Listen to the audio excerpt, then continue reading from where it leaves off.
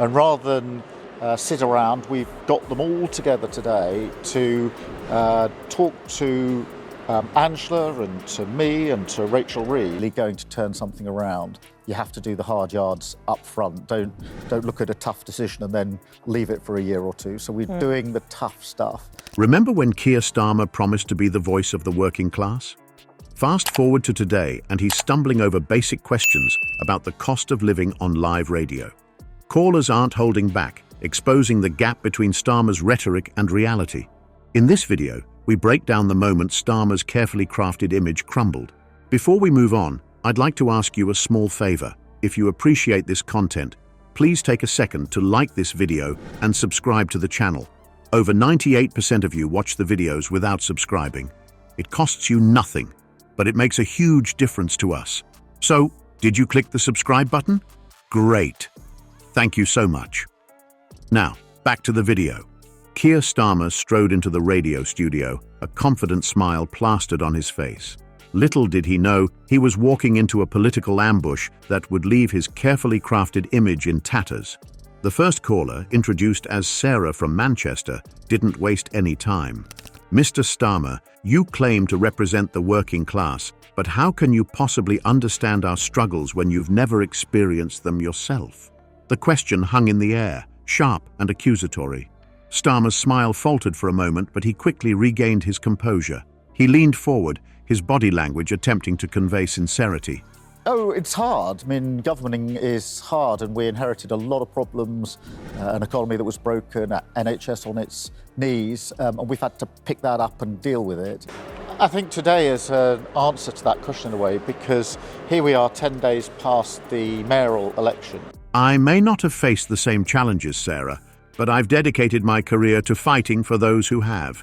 My background doesn't define my commitment to the working class.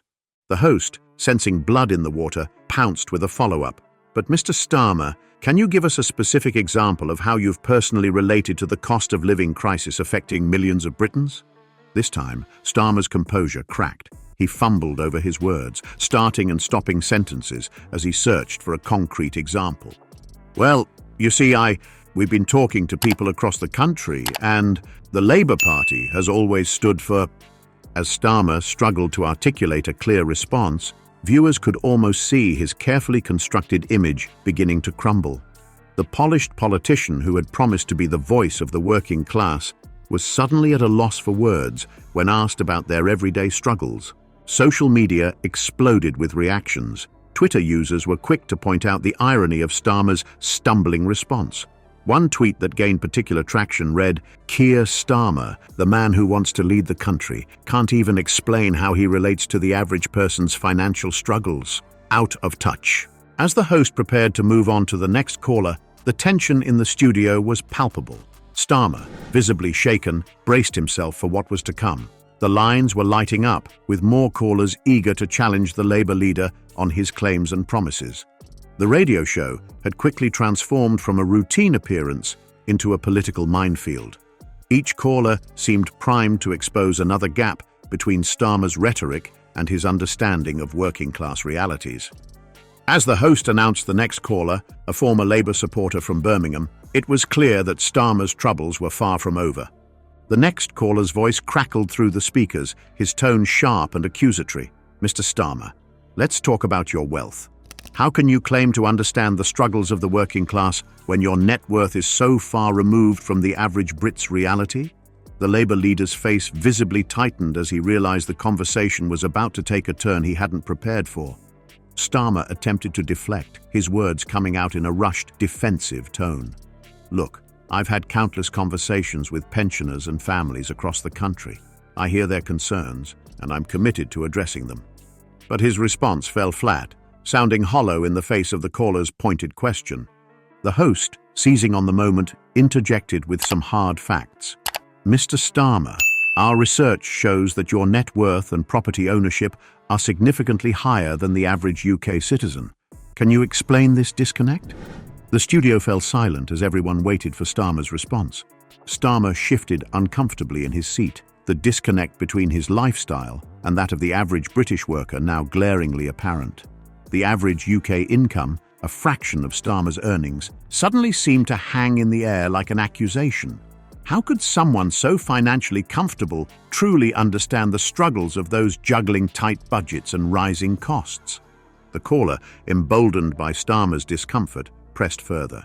What about your policy on cutting the winter fuel allowance? And rather than sit around, we've got them all together today to talk to Angela and to me and to Rachel Reed. But in the budget, which was probably the toughest, I'm really pleased that we were able to put so much money into the National Health Service. How can you justify making life harder for pensioners when you've never had to worry about paying your own heating bills? This question hit home, highlighting the real-world impact of Starmer's decisions on vulnerable populations. Starmer's response was a fumbling mess of political jargon and vague promises. We have to make difficult decisions, but I assure you, we're working on comprehensive plans to support those most in need. His words trailed off as he realized he was digging himself into a deeper hole. The shocking revelations kept coming. Starmer's inability to relate to everyday financial stresses became painfully clear. His fumbling attempts to justify policies that hurt the very people he claimed to represent exposed a fundamental lack of understanding of working-class concerns. As the interview progressed, the tension in the studio grew palpable. More callers lined up, each armed with their own pointed questions and personal stories of struggle. The public's frustration with Starmer's perceived detachment from their realities was reaching a boiling point. Social media exploded with reactions. One tweet summed up the growing sentiment: how can Starmer claim to be the voice of the working class when he can't even understand our basic struggles? Out of touch labor. Just when Starmer thought he'd weathered the worst of the storm, a new wave of callers emerged, each with a bone to pick about his policy promises. The Labour leader's assertion about inheritance tax, affecting only a few wealthy farmers, was about to be challenged by someone with first-hand experience. Would Starmer's numbers add up, or was he about to be caught in a web of his own making? Martha, a farmer from Lincolnshire, cut through Starmer's rhetoric with a sharp question about inheritance tax.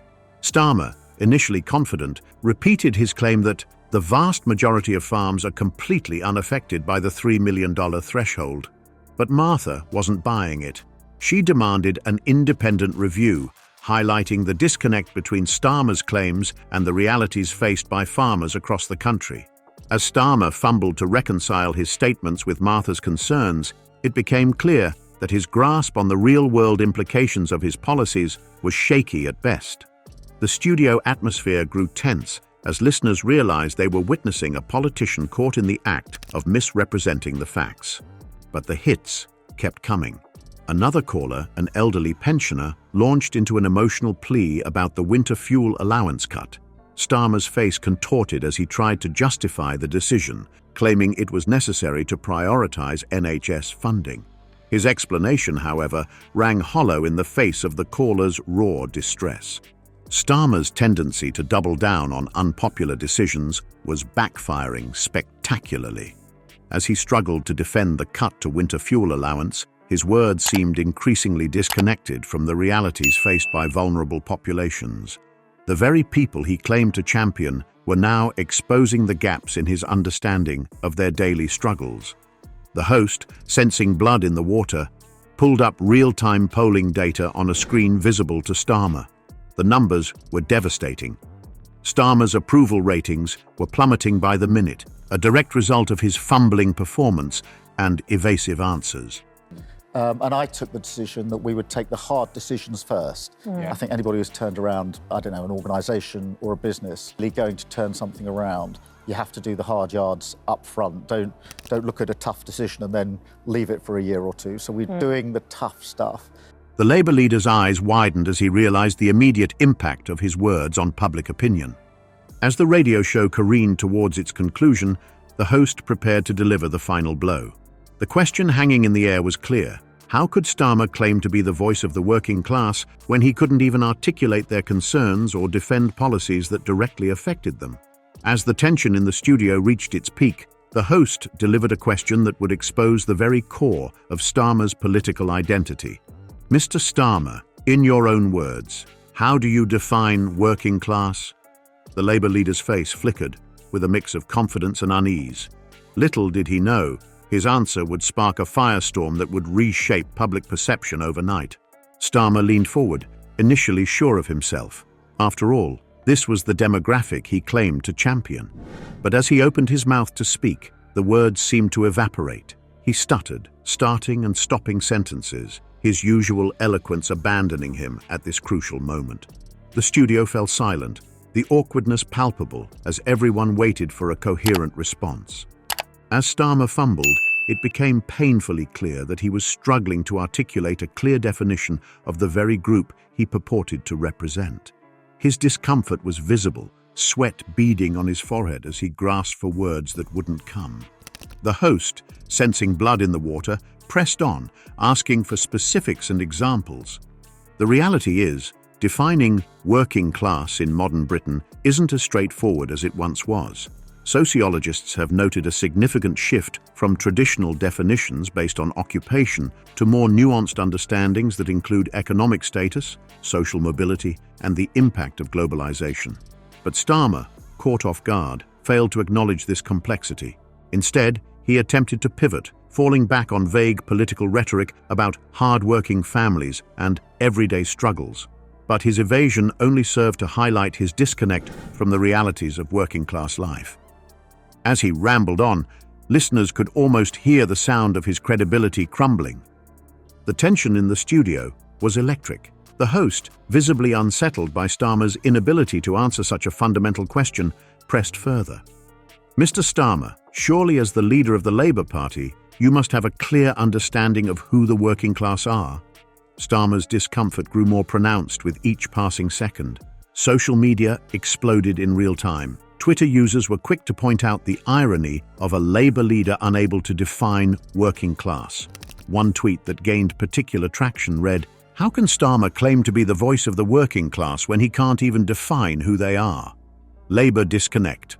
The backlash was swift and brutal. Comparisons were drawn to past Labour leaders who had faced similar challenges. Ed Miliband's struggle to connect with working-class voters during his tenure was brought up, with many seeing Starmer's fumble as history repeating itself. As the interview drew to a close, it was clear that this moment would have long-lasting consequences for Starmer's political career. The carefully cultivated image of a leader in touch with the people lay in tatters.